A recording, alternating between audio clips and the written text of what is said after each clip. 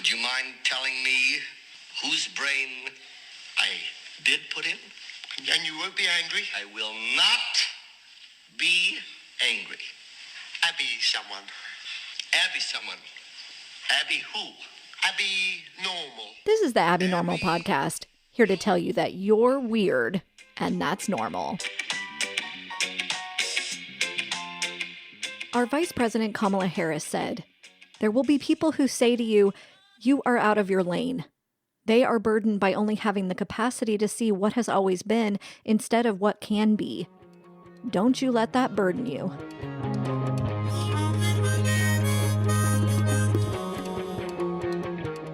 This episode, you're going to hear the end of WEN's story.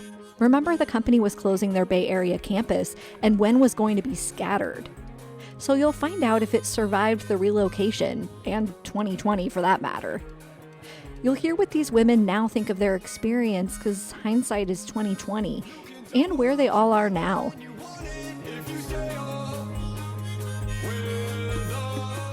The corporate players wanted to keep our WEN changemakers in a narrow lane. But as they made steady progress on their mission to, quote, promote the leadership and empowerment of women in our community, they were dreaming big and dreaming different. So that meant they were swerving. What kept them going was that they knew they were doing the right thing. And that feeling wasn't just when they made big plays like salary negotiation training. They saw it in everyday WEN meetings, a safe and equal space. Here's Donnie. But it really made it hit home that we were actually doing what we were supposed to be doing, even though maybe managers and leadership didn't really see it. But behind the scenes, in our meetings of 20 women around the table, they got to do all they ever wanted to do. They got to have that empowerment. Donnie's not alone in this assessment. Linda agrees that the WEN planning meetings themselves were a time for empowerment. It wasn't until when we had our committee meetings that I saw the difference between just like your day-to-day meetings that you have. You notice it when it's like all males from different levels. Like you have your manager, your coworker, or your like directors in these meetings versus like even in when we had our committee meetings, you had, people who were vice president, you had people who were directors, and you had women from entry-level jobs all on this committee, but it never felt like you couldn't speak. Right. And that's when I kind of noticed the difference. I was like, oh, okay. Like you didn't feel like you had to watch yourself. It was a lot more open and comfortable in that sense, that you were willing to speak up. Even if it was people you didn't know in WEN, you still felt more comfortable. Totally, yeah. Because I feel like so much of that filtering we do is unconscious, actually. Those things where you're like, you let your manager speak first before you speak, or, someone at a higher level, then you let them speak, or you don't want to say anything that might be stupid or ask a question that might look stupid. Like kind of all of those things happen. And then I agree with you, like in WEN meetings, it's kind of like all those filters fall away because you're in safe space, like feels so generic, but that's what it is. That you're not going to be like judged for whatever your ideas are. Like everything is valid. So it was like such a freeing feeling. Yeah, it was nice to have that where you felt the difference. And I think part of it is because it was all towards a common goal and a cause that everybody's perspectives really did weigh the same.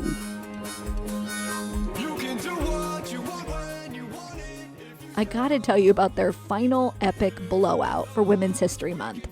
Here's Donnie. For 2019's Women's Month, History Month, we sat in a room with 20 of us or so and decided who was going to do what through the whole month so that we had something going and we were being recognized and really put in the forefront.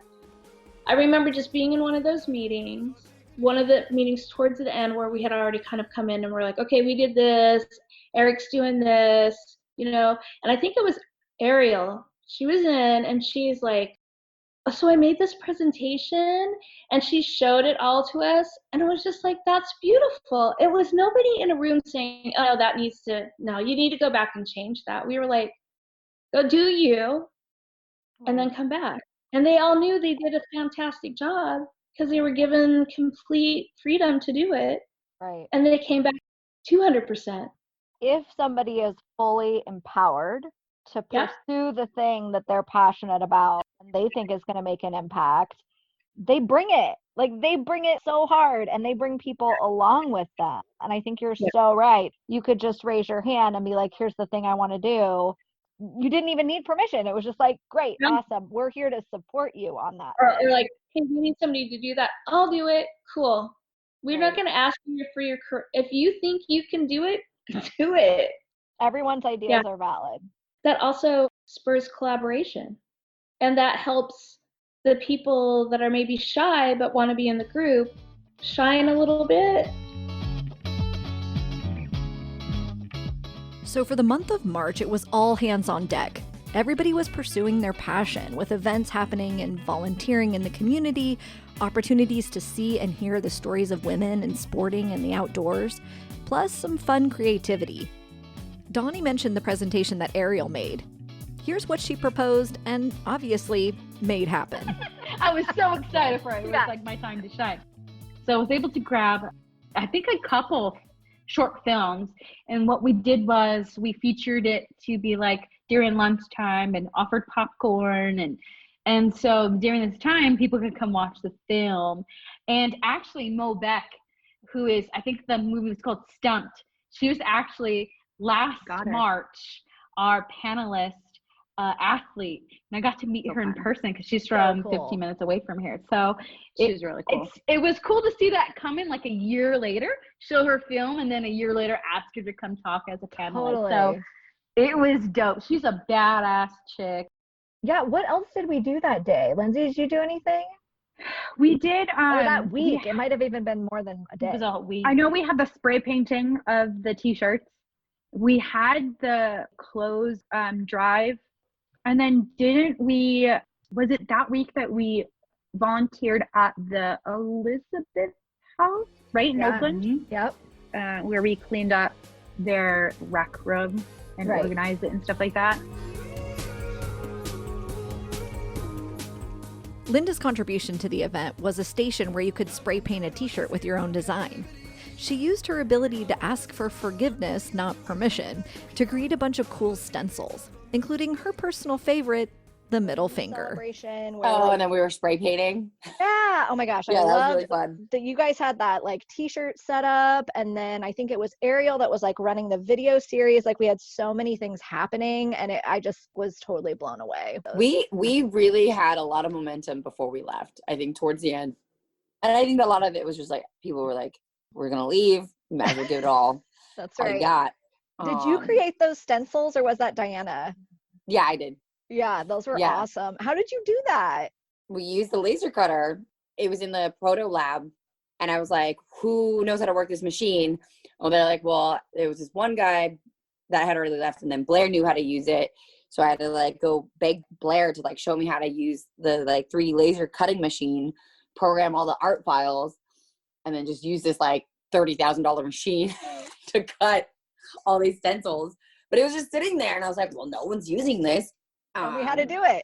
Yeah. So that was pretty fun. That was really fun. I think I still have it. I think mine was like that feminist one. Yes. Mine was the middle finger. I had a bunch of the middle finger ones. Those were like the fun parts. Just everybody coming together.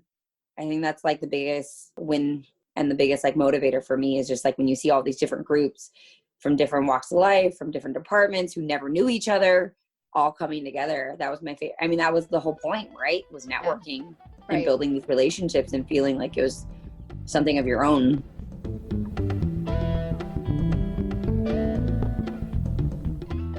WEN wanted to send the team off on a high note, with support, guidance, and some structural leadership to maintain through the move.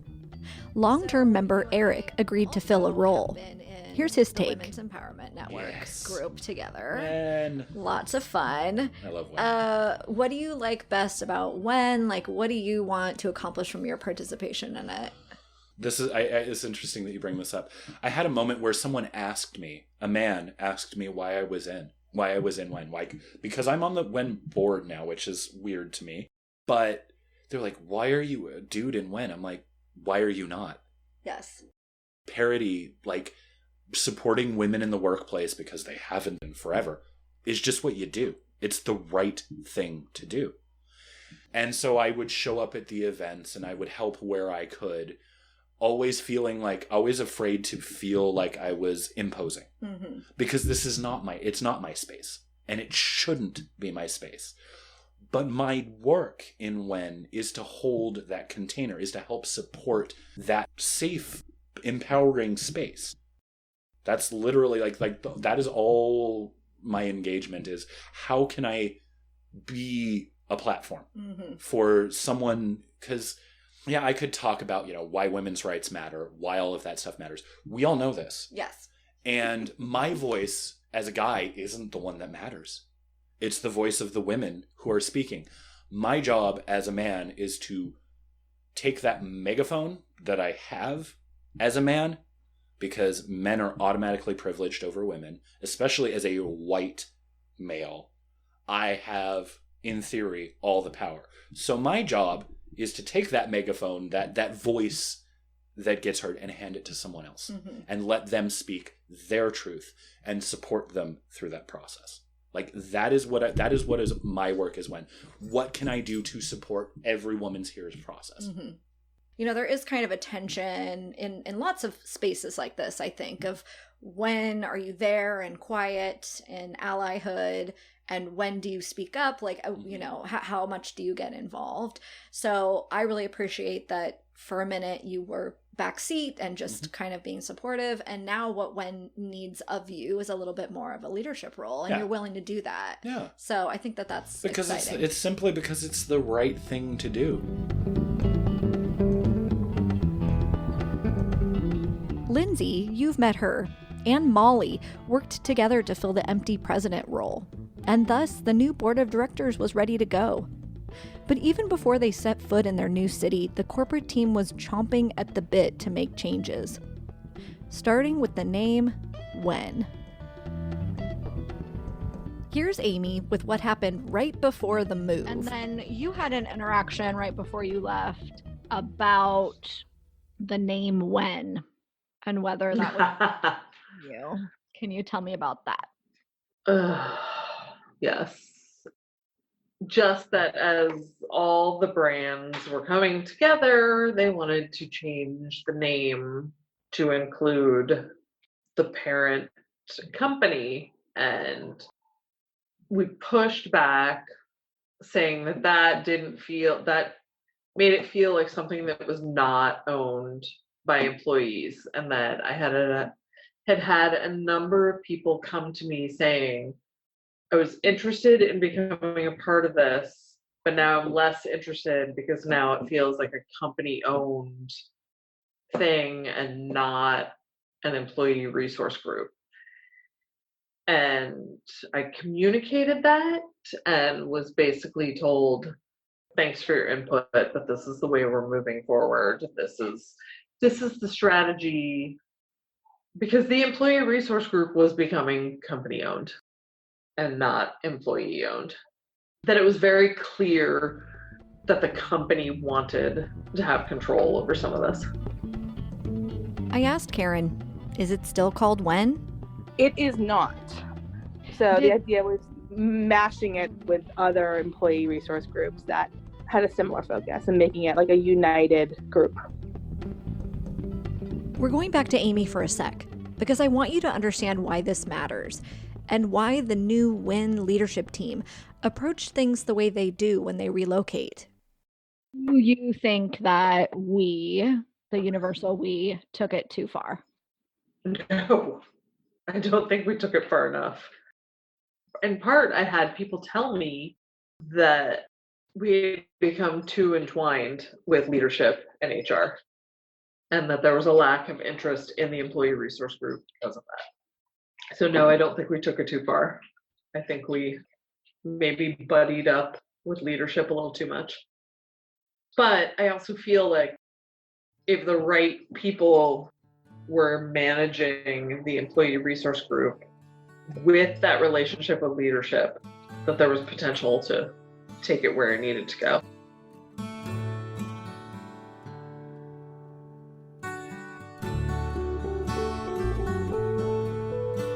So there was hope. Hope that WEN could stand strong in what they believed and hold on to the little bit of culture change they had put in motion. But it was scary. I mean, if they couldn't even hold on to the name that was so lovingly and patiently created, how could they hold on to the big stuff? A seat at the table.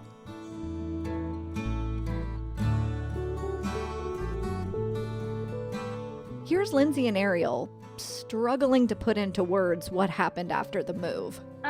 Like basically like what happened after you got to. It was hard. I'm gonna be a little transparent. So for this, ERGs, it feels fully backed by our company, but then when you get a little too, I don't want to say liberal, because liberal always gets a bad name, but I guess when you get a little bit too free, and they try to kind of we got our hands smacked a few times. Yeah, it is. So I think once we get to that point, I think they saw that we were a little bit more of I don't want to say threat, because we weren't a threat, but they tried to control it. Go ahead. They needed to rein it in a little bit more and put more of their corporate hands into the pot a little bit. Right. And I think so for our leadership coming from, and that didn't put a good taste. And I think what Lindsay and Molly have tried to do is try to keep that grassroots community and theme, but we've seen a little bit more of apprehension and a little bit of continuing being part of leadership. Right. Well, so that's the conversation that I had with where we were in this meeting, and I go, heard me plenty of times say, like, we need to keep grassroots. Like, that's definitely something that even on the very first moment that I got into, because Molly was here before I was, we sat down and had lunch with, and that was the first, we said, hey, we understand. And I know we talked about this with the whole trying to keep WEN we lost that battle, but we were very transparent on saying, hey, we get it. Like, we're here with corporate and we have a bunch of different brands, but we need to make sure that we still maintain our voice. And we're still dealing with that push and pull today. So Ariel's talking about, we had a few events that we didn't do anything wrong, but it was seen from corporate comms or something like that, that we didn't follow procedure, but there was no procedure in place. We don't know what we don't know. And so we were getting our hands back because we didn't follow the proper channels or whatever.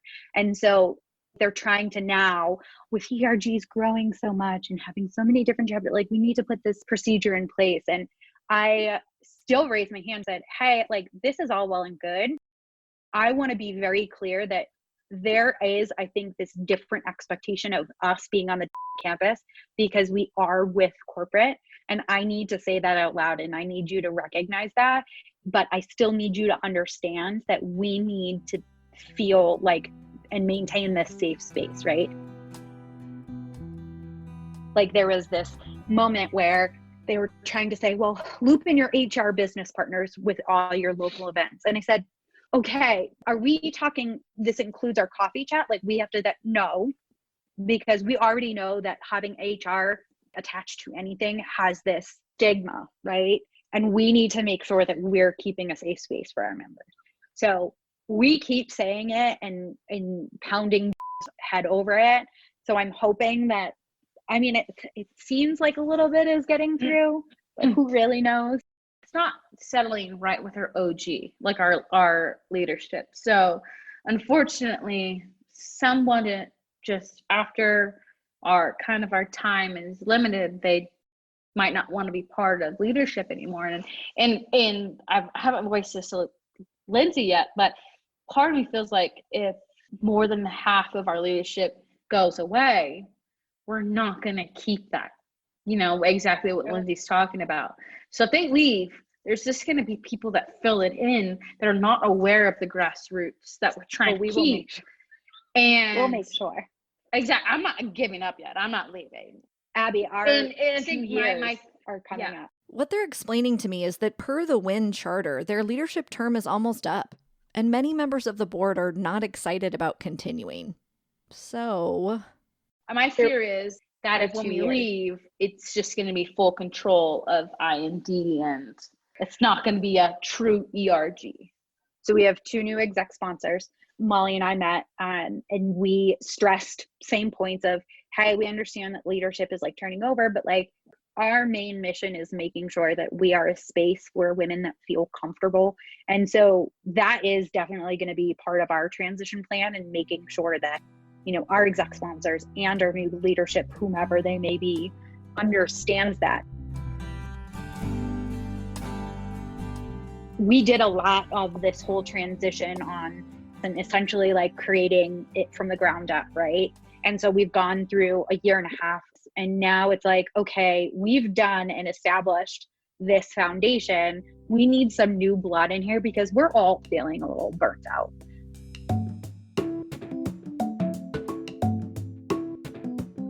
Things have been tough. Lindsay refers to herself as a broken record, which I suppose is what most activists feel like, repeating the same thing over and over again, hoping someone will hear it. But they got this ERG established and did some things that they're proud of. Here's Lindsay. Now kind of looking back on what we were actually able to accomplish, having these great panels, like people coming to us and saying, hey, would we want to promote this, or would we want to do an event like this? And we've been able to execute on all those things. So, you know, I'm super proud of what the team has been able to do and accomplish. 2 days after we had that mandate, because Women's History Month in March, right? And that was at the height of like all this stuff. We had a great event planned. That panel that Ariel was mentioning with Mo Beck, and we had Cara Donahue, who was an ultra athlete. Super excited. And we had to do it via webinar last minute, which I was super bummed about, because just being in that room and like feel like that was just a different experience. But we had like 200 plus people, I think, join in on the webinar. So that was super exciting. I think what we're able to do now too with being remote is work with all these different chapters, which has been super exciting. So we've seen a lot of that, which is fun. And I'm hoping that continues. But I'm also kind of excited to let the baby fly from the nest kind of deal and see, see what other people are able to kind of take it to the next level. Ariel focused on creating community, especially within their lonely work from home situation. Being part of WEN, I joined the culture pillar, and I felt like, especially transitioning to COVID, it was a little bit more of a challenge on how we can connect with our members, you know? So we had this bright idea. We kind of led the way for ERGs and started our coffee chats. 30 minutes once a month. We create this topic for our members to talk about with us, whether it be us or we started this breakout room session. So we used to get a lot of traction in the beginning, because you can tell that our members are seeking this like community of women and talk about topics that were very relatable, whether in the office or outside the office. So that was one of our ways we capitalized on at least seeing our members one-on-one monthly and getting to hear their opinion and their feedback on type of topic. So for example, so one of the topics that I was really passionate about is, and I still am, women traveling alone. That got to me because just recently I saw this, it's called The Angry Feminist on Instagram or something. It was like this post. They asked women, what would you do if you had a day or a week without men? It was 24 hours, I think it was. That 24 hours. Yes. And this is always my topic in my argument with my boyfriend. The women feedback was that if 24 hours without men, they would take a walk at night. You know, they would, it was just a multitude of things where I'm just like, exactly. Like just simple stuff. Simple leisure stuff. And so going back to that topic, I for our coffee chat, I had asked women, you know, what is your experience of traveling alone? So it was really great to hear from women that I've never met just pop up on our coffee chat. Like never seen them before, but they were willing to be vulnerable and talk to us about their experience traveling alone. And for the most part, they gave us tips on how to stay trackable. So that's how that conversation went. And being part of the culture pillar, it's kind of let us a little bit more vulnerable with our coffee chats, even though no one's sipping coffee. Like, I have ADHD, I can't have caffeine. So there's no coffee on this side. But it was good to see women in our workforce just be a little bit vulnerable for 30 minutes and share their experience. And so those are one of our many topics that we try to put out there for everyone to gather and talk about and share. Karen also relocated with the company, but is no longer in a WEN leadership role. She's observing from the sidelines. I asked her what changes she's seen since the move. Have there been any improvement in representation of women at the leadership level? I would say yes. Paradigm for parity, that has definitely been something that's talked about a lot. And I think that one of the most recent statistics I heard was like 40% of directors are now women, which is, not half, but better than it has been. I think women have been elevated to positions where they are having more of a speaking voice. But I think that there definitely has been a little bit of a resurgence of the bro culture. Again, I think the people who had been in the company when we were addressing it in 2017, 2018 are no longer with the company. So we kind of have this new generation of younger bro dudes who didn't get the memo yet. That baby bros. They're like baby bros. And I think that the baby bros don't know, and hopefully in time it'll be addressed again. Again, I don't think a lot of it comes from a malicious place. It's just come from a place of ignorance, and unfortunately I think that unless people are willing to stand up and say something, it'll just be kind of a cycle that continues. All of the struggles of all of the women that I went through that period with, like that 2015 through 2019, I'd say 85% of those women had left the company. And so all the remaining women had none of that experience and hardship and frustration. That was a loss to the cause to some degree, because what got us to where we were, people really had little to no appreciation for. That is so sad. It is sad. I mean, I feel like the women who are leading the organization now have really great intentions. I'm optimistic about what they'll be able to do with it. But I think that when people who start the struggle aren't there anymore, a lot of that energy and passion fizzles out. I'm optimistic the women who are leading the organization now will do a little bit more recruitment and more engagement, and hopefully it'll find a new voice.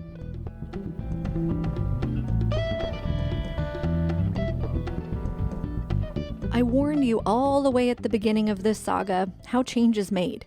With a small group of individuals which grows, takes tiny steps toward their goal, and doesn't get to see the big payoff at the end. And that was the saddest part about leaving when we did, is I feel like things had just gotten rolling and we weren't able to see it through. So what did they get out of it? Here's Karen and then Linda. Personally, book club to me always holds a special place in my heart.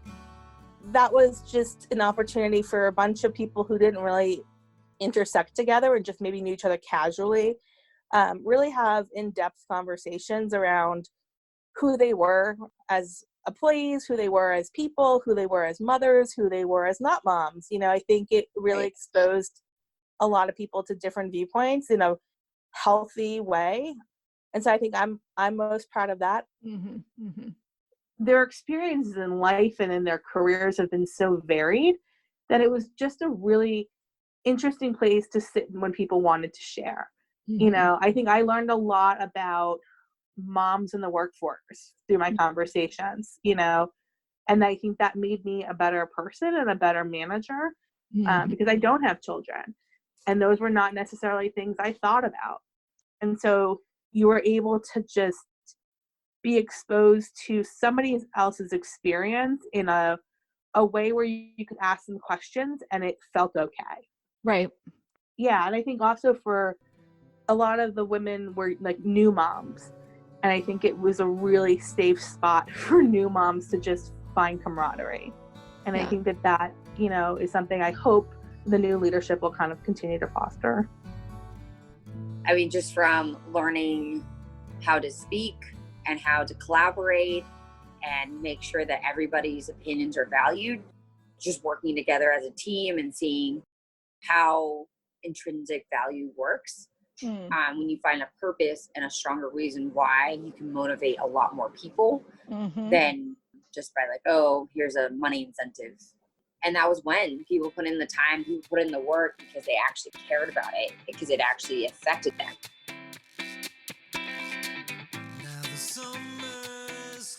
And what did Amy learn?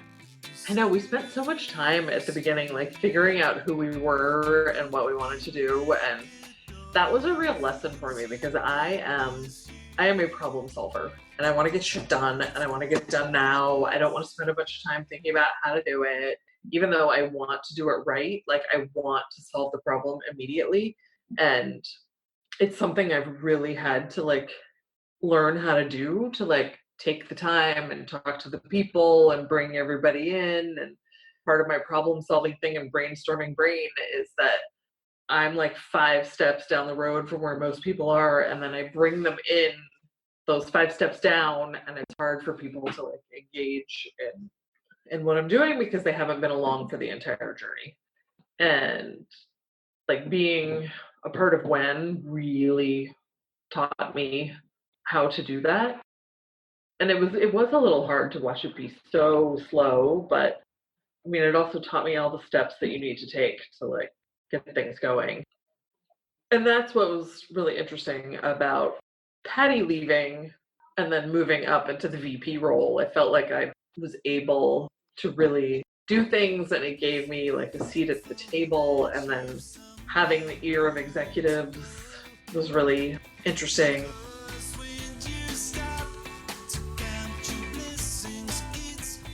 What does Donnie think they accomplished? We definitely were invited to the table more often with the president of the company.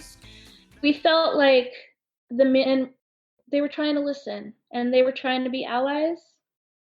Some of them like had no idea how, but he was super on our side. He was championing us a lot, and that was important. Having one of the largest companies president back the women's group up was kind of impressive, I guess, for anybody else outside that got to hear about it, kind of like how we did with Oracle. And like we hope that those kind of things got out there. I know I've gone to some of those Canberra events, and young women are like, how can we do this at our schools? How can we do this at our jobs now? And I'm like, here's my email. I can tell you how to do it, Rise up.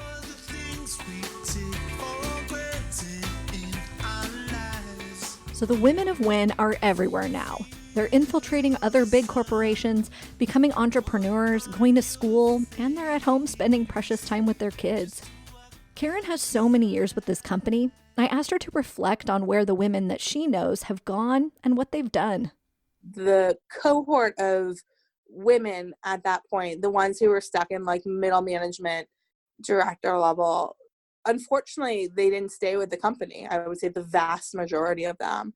But it's also been super exciting to see how far they've been able to go in their careers once they've left the company and were able to just kind of really have more of a say in what their career trajectory looked like. Totally. That's bananas to me. Like these are women who are in super powerful positions at really great companies who are doing good things. Right, where they were in a position of like groveling for every like dollar and word that they had. Yeah, and consistently being passed over for the white dude who looked like the white dude before him. Right. There were so many talented people that we worked with that left either for their own reasons, not their own reasons. And so many of them went on to just astronomical careers, and you wonder if the company held them back or if this was just a stepping stone. Mm-hmm. And I can't always reconcile it.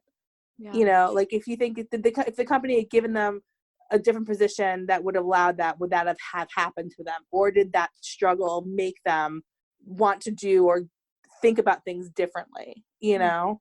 Yeah. So I don't know, but I think that the numbers in terms of the women who left, those women really kicked ass in their next positions and just far exceeded whatever limits were put on them.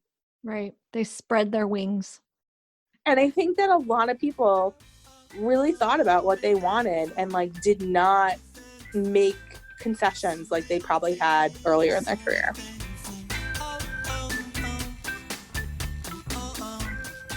Linda started her own business, Good Human, currently making performance masks. She got help from old colleagues and mentors and was able to immediately apply what she learned in WEN. Finding that common goal has been a huge proponent here, where like everybody that works here, either they're all from different backgrounds. 2 of my sewers are from Colombia. One is from Iran. The other person is from Florida, who lived in like Costa Rica. So, you know, how do you find similarities and finding a way to like give them purpose too? A lot of those were pillars and building blocks for me.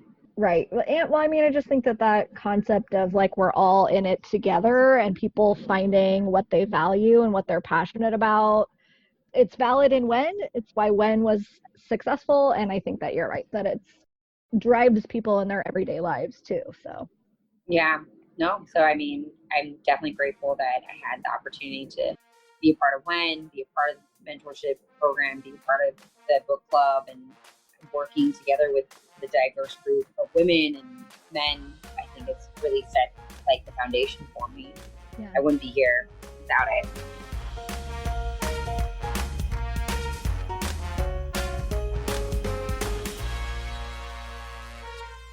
So the movement has moved and expanded. You can join the Women's Empowerment Network too, simply by speaking up for equity in your workplace. The tattoo is optional.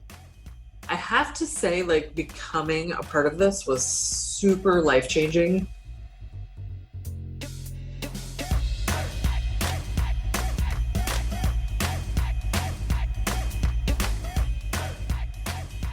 At the very beginning of this series, I said that there are things that we can learn from this story about how to make change. The first thing is that one-on-one interactions make the most impact. Karen learned how to be a better manager by hearing the experiences of new moms. Donnie mentioned those conversations that she had with the brand president and how they helped him become an ally. Here's Jen. I think it is sort of the conversion of one, right? Like trying to identify the key thought leaders in the company and spending one-on-one time with them to try to at least educate them on the data and then hope that they can change their opinion and lead by example. We also saw that the efforts of those working on diversity and equity issues were not only accurate, but totally achievable. Though it wasn't linear and it wasn't easy. Flexible work is one example of this. What WEN said employees needed was accurate, and now we know that it was also achievable. So we have to keep listening and keep an open mind to make change. And not be afraid to step up and out. Volunteer, practice, grow, and find your own purpose. For example, Ariel also now works on the diversity ERG, who made a huge impact supporting employees following George Floyd's murder last year. And Eric fulfilled his transitional role with WEN and is supporting the creation of a Pride ERG. Amy made a complete career shift and is now a diversity and inclusion leader herself. The third and final lesson was that you may pay the price for standing up for what and who you believe in. I paid a price. But like all the people you heard from in this series, I also gained so much: knowledge, friendship, experience, and the growth that comes from pain. I had a great experience at this company, and obviously within WEN. I had mentors and autonomy, and there was a lot of good things about the campus culture. People were nice and passionate, and it was less hierarchical than other places I've experienced. Just because things are mostly good for most doesn't mean that is enough. It's never enough until it's equitable and everyone is valued. I'm a firm believer that unless we're all succeeding, none of us are succeeding. Because our Earth, people, it's all interconnected. It's all one thing. You screw up part of it, it shows. It's a system. And if part of the system is not working properly or being treated fairly, however we want to look at it, then it is our job as part of this system, part of this biome, to advocate and step up where things are not being done correctly. I've never once regretted helping someone succeed.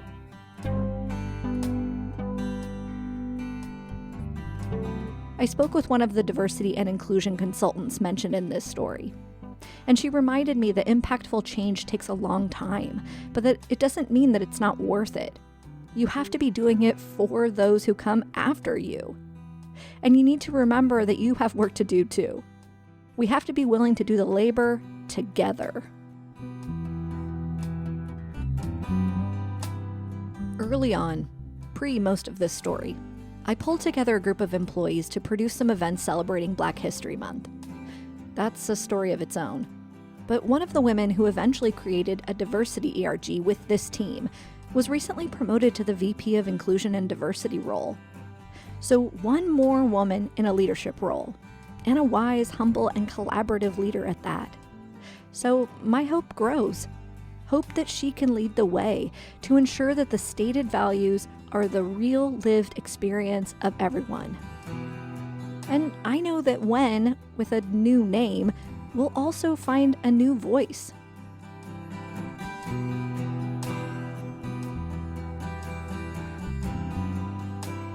Before we go, I have a couple of thank yous.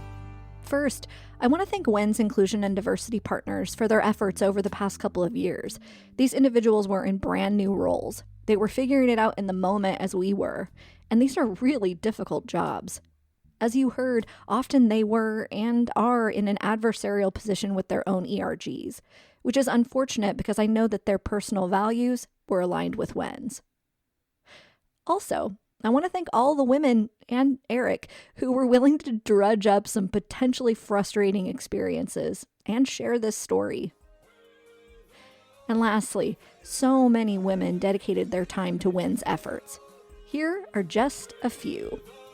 Joyce, Lisa, Brenda, Patty, Laverne, Danette, Brittany, Maddie, Margaret, Amanda, Diana, Bernard, Kelly, Andy, Karen, Jana, Nancy, Sumi, Jasmine, Allison, Robin, Carrie, MT, Christina, Carol, Lisa, Jessica, Molly, Christine, Rachel, Bridget, Amy, Donnie, Lindsay, Ariel, Sandra, Courtney.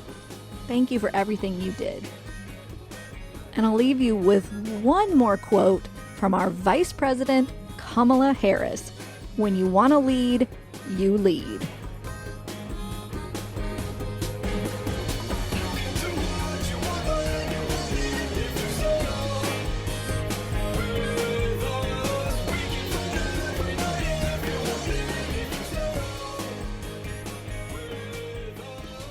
Are you still here?